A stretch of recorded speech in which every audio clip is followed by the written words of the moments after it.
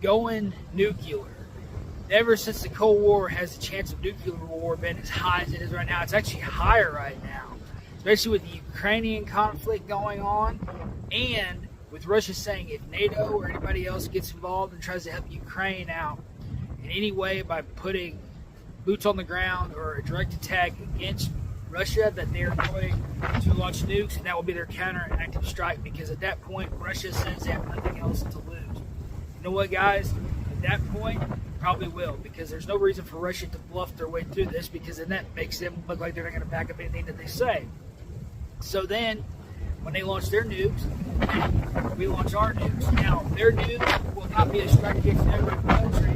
It will be a strike against Ukraine, possibly the country that still be Ukraine down at that point. Now, here's something else that you have to keep in mind as we continue on through this conflict, and the fact that even though we are involved by proxy right now, we may end up getting involved fully all the way across the board. The chances of that happening are probably very slim, since we are also helping Israel and some other things are going on in the world right now, and we have our own problems here in our country, like the fact that our prices are still on the rise in some areas, and the fact that they're only going to get higher, unfortunately, unless if something drastically shifts in the market, and that's just the way that it is. Gas prices have came down a little bit, but they kind of always do that before summertime hits. And when summertime sets in, they're going to skyrocket just like what they always do, and the market will just continue going as it always has, unless if it completely falls apart and it crashes and we're in an economic crisis by that point, which will be worse than like when the housing bubble burst in 2008, because this time you're talking about an entire country going without resources, and things will just be unaffordable completely, just like during the Great Depression, only worse, because people these days are a lot greedier than what they have been in the past. And that's the reason that during a big disaster, a natural disaster, all the looters and stuff come out. Just imagine how bad it would be when there's no food. Yes, there's people that come to help, but imagine when those people who used to come and help no longer have food and no longer are able to feed their own families. They can't come and help you at the end of the day, though, guys. And disasters like this, as they happen, you're going to start to see a trend. And make no mistake, selfish people, and every human being is selfish in their own ways. We all are, guys. That's just the way it is at the end of the day. But your morals and your moral compass, I should say, is the biggest part that really separates you. Because you can be selfish in certain ways, but still be able to help people in other ways. But you have some people that are just selfish down to their core. And how does this tie into what I'm talking about going nuclear? Well, the chances are that if things go nuclear, it would just be a partial nuclear strike, which is still going to be devastating, but you'll be able to recover from it, just like what Japan did when the atomic bombs were dropped on their cities during the Second World War, there towards the end. I will say this, though. Here is the reality is, if everybody launches, yes, it's over. That's what everybody keeps thinking of. But during a partial strike, chances are people will survive, and they will go on and they will rebuild, and that's the way it is. Watch movies like The Day After and stuff, and Threads. Those are both really great movies to show you that. But like I always say, don't believe everything that you see in movies, but there are some great tips in there. Like when the father in The Day After is down in the basement, and he uses dirt to cover the basement window, so that way it's an extra layer of protection through there. Now, in real life, you would really need a bunker, but you want to get in the lowest form of the building that you can possibly get into during a nuclear strike. And guys, when that happens, they will send out a massive message, I'm sure. They'll say, brace yourself, do this, do that, but you got to be ready before that happens. So guys, that's the deal about being prepared. And you don't know how bad it's going to be. I don't know how bad it's going to be.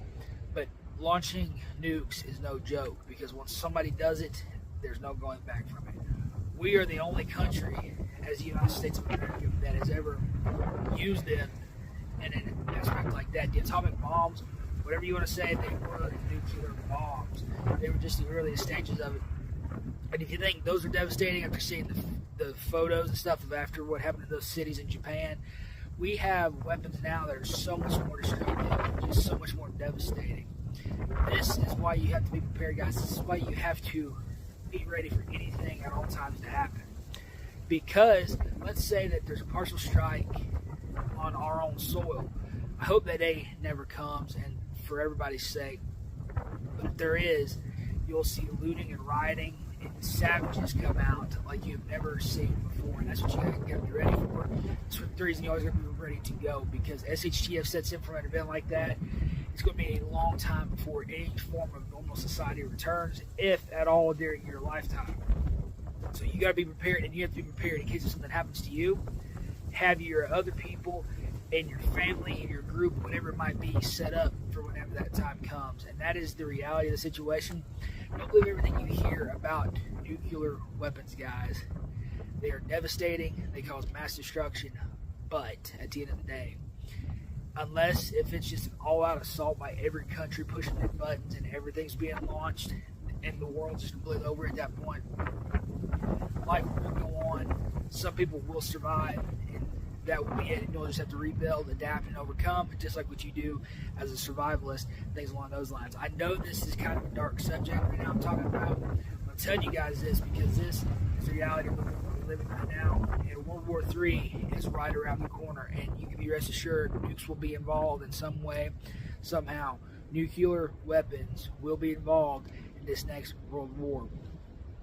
And even though they're not calling it a world war, and after it really kicks off in full force, they're not going to call it a world war, guys, because just like the other two world wars, they didn't call them world wars until after the fact, a decade or so after the fact or so. So just because they're not saying that's a world war on the news and stuff, though, just because you're not being told that, it does not mean it's not. Because once this kicks off, you hear about this happening in this country, this happening in this country, and this happening here, and China takes Taiwan and everything else in between, and Russia fully takes like Ukraine. If that day comes, World War III will be in full swing. Some say that we're already in World War III. We won't know until the end of the day, guys. But nuclear weapons are just one of the many things that can be problematic during those times and during the times that we live in right now. Be prepared, stay vigilant. A lot of you might be asking, and here's one thing. Research for yourselves you have to do in order to try to survive in an area like that. If you're out in the country, your chances of survival are way up. You just have to be ready for that. You have to be in the mindset of, I'm going to survive. And even if you think you're somebody that says, well, if that happens, I want to be close to the side of impact so that way it can be over with, and I'm trying to live through it after. Everybody says that until the time actually comes, and at the end of the day, though, guys, everybody wants to live. Everybody realizes that what they thought they wanted is not what they wanted, and that is the reality of that. So if you're somebody that thinks that right now, you will change your mind. I guarantee it at some point, whenever that time comes. If that time comes, I hope it does not come, but if it does, you have to be ready and you have to be in the right mindset for whatever it does. God bless each and every one of you. It's like I always say, guys, prepare for the worst and hope for the best. God bless each and every one.